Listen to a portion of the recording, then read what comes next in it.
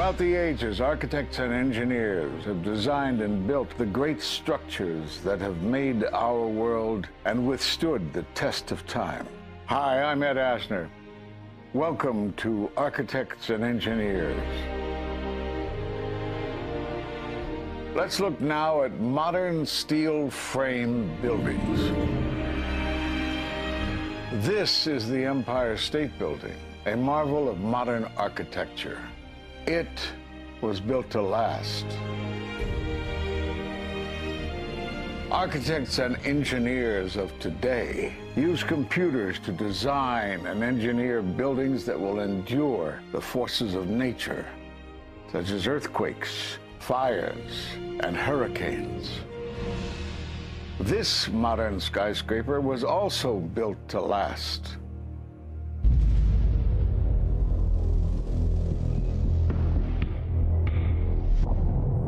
We've seen buildings completely destroyed like this before, but only when done intentionally. Danny Jowenko is the expert on this in Europe. What did he say? Dit is controlled demolition. Zeker weten. Zeker weten. Er is nagesprongen. Dit is in opdracht gebeurd. Dit heeft een team gedaan van experts. Let's compare. Explosives are used to demolish buildings like this in just seconds. Okay, so it's a controlled demolition. What's the problem with that? Well, it happened on the afternoon of 9/11 at the World Trade Center. Let's just think about this. Controlled demolitions cannot be engineered and rigged in a day. It takes months. And therefore, this event must have been planned in advance. You hear that? Keep your eye on that building. It's coming down. The building is about to blow up. Moving back. We are walking back. There's a building about to blow up. Did they actually use the word brought down, and who was it that was telling you this? The fire department, and they did use the word, we're going to have to bring it down. And these people heard explosions. We heard this sound that sounded like a clap of thunder. It looked like there was a shock wave ripping through the building, and the windows all busted out. About a second later, the bottom floor caves out. The building followed after that. He takes his hand off, and you hear 3, 2, 1, and it was boom, boom, boom, boom, boom. And these reporters recognized it as a controlled demolition. And I turned in time to see what looked like a skyscraper implosion. It looked like it had been done by a demolition crew. The whole thing just collapsing down on itself. For the third time today, it's reminiscent of those pictures we've all seen too much on television before, when a building was deliberately destroyed by well-placed dynamite to knock it down. It was almost as if it were a planned implosion. It just pancaked. So what's the problem if this was a planned demolition? Well, we are told by government agencies that this building came down as a result of normal office fires. The National Institute of Standards and Technology produced their final report in 2008. World Trade Center 7 collapsed because of fires fueled by office furnishings. It did not collapse from explosives or from fuel oil fires. But what do you think brought down the building? And what caught my eye is more than 1,300 architects and engineers examine the evidence about Building 7's collapse and disagree with the official report issued by the National Institute of Standards and Technology. I certainly am much more open-minded about it than I was, and it is because of the involvement of the 9/11 families and all these engineers and architects. You are about to hear from architect of 23 years, Richard Gage, AIA, member of the American Institute of Architects and founder of Architects and Engineers for 9/11 Truth. Now there are more than 1,500 architects and engineers who say that it could not have been brought down by office fires. They are backed by 9/11 family members who are calling for an independent, unbiased investigation. I'm Richard Gage. Fires have never before caused the collapse of any skyscraper. even though there are numerous examples of much hotter, larger, and longer-lasting fires in these buildings. And in the case of Building 7, the fire that NIST said started the collapse had actually burned out over an hour before. It could not have caused the collapse, as NIST claims. Yet this 47-story, modern steel-frame skyscraper, which was not hit by an airplane, collapses mostly into its own footprint like a house of cards, as fast as a bowling ball falling off the side of the building, in just under 7 seconds. Listen to the experts. Building number 7 descended in free fall for the first 100 feet, which means that there was absolutely no resistance to the descent whatsoever. NIST has admitted it went into free fall for 8 stories. And going from motionless to free fall instantly, that's a bothersome part of the puzzle because NIST never explained it. We've got a building that came down in its own footprint, so all of the columns really needed to be severed at the same time in order for that structure to fall the way that we saw. The symmetry is the smoking gun. The whole building completely comes down in one continuous motion. There couldn't have been any structural resistance.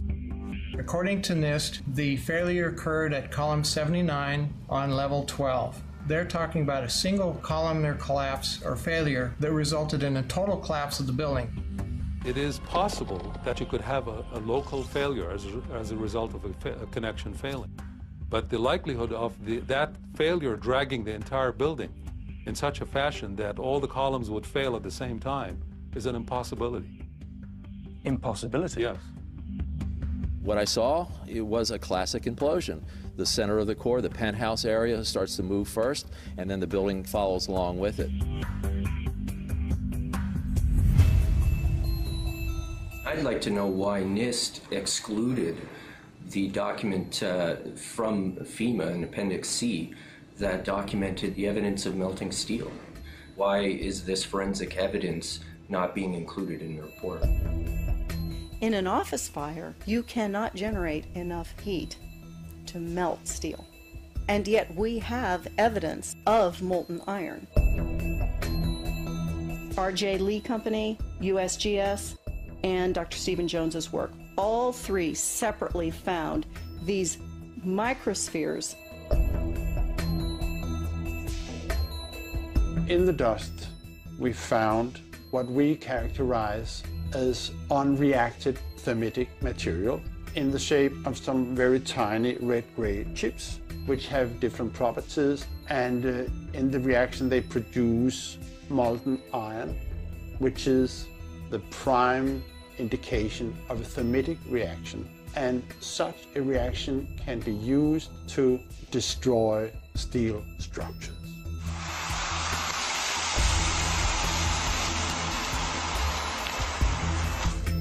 What we have found is a modern version of thermite, which we call nanothermite. There were these iron microspheres present in all of the dust samples that needed to have been formed in extremely high temperatures. I've independently seen thermitic activity within 2 separate independent samples of World Trade Center dust. My contention, based on finding thermite residue in the dust, is that it happened before. It didn't happen after in the fires that ensued in the rubble pile afterwards. All the characteristics of the microspheres tell me that thermite was involved in melting those steel beams. So thermite, if it was present at the World Trade Center and created this molten metal that so many witnesses and photographic evidence shows, would also explain the fact that the fires could not be put out at Ground Zero. The only thing that is consistent with all of the evidence that we have that could cause such a thing is the use of thermite to cut through the steel. You'd get down below and you'd see molten steel running down the channel rails. Like you're in a foundry. Yeah. Like lava. Like it was lava. From a volcano. Well, the manual gets into thermite, and if it says if you have melted steel or concrete, which we had on 9/11. We should test for it. It's this fused element of steel, molten steel and concrete and all of these things all fused by the heat into one single element. We're asking for an investigation that follows national standards. There's no excuse to not test for this. If terrorists used explosives in '93, why didn't we test for them? If all these witnesses heard explosions, why aren't we testing for them? NIST concedes that they found no evidence for explosives. So then we asked them, well, did you look? And they said, no, we did not look for explosives or residues of explosives. So the preconceived notion of NIST is that there's no evidence for explosives, and so there's no point in looking. That is the most unscientific thing that you can possibly think of, not to look because you don't expect to find evidence, and in fact the evidence is overwhelming. They state these conclusions for which there's virtually no evidence, and then they ignore conclusions that can be drawn from the evidence. The Freedom of Information Act request to NIST was denied with the claim that releasing this data might jeopardize public safety. How could it possibly jeopardize public safety?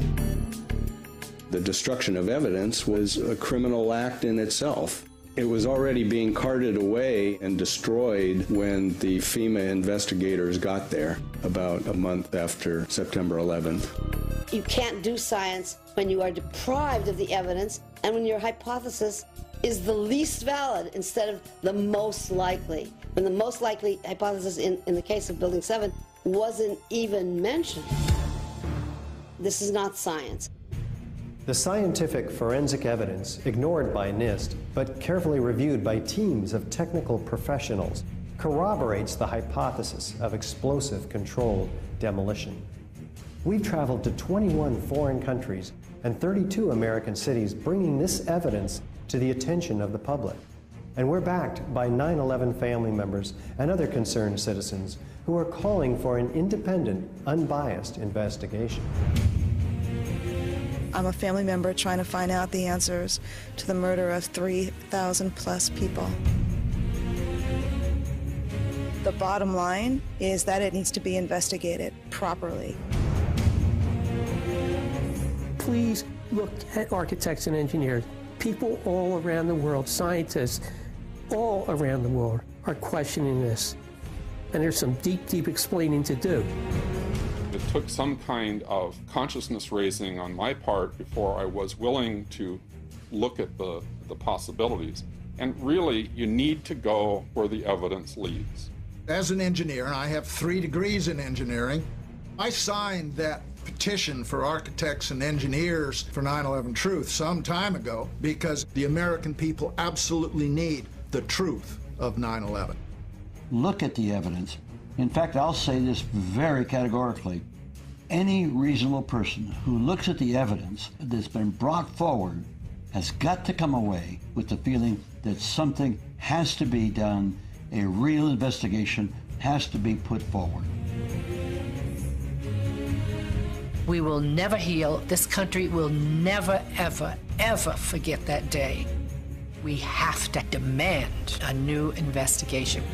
I want justice here. The country owns this. We were all victims. You all should want answers. It's not just ours, not just mine. We all lost something that day. It's distressing for everyone to come to terms with this evidence. But we must pursue the truth wherever it leads. Look at the evidence and decide for yourself.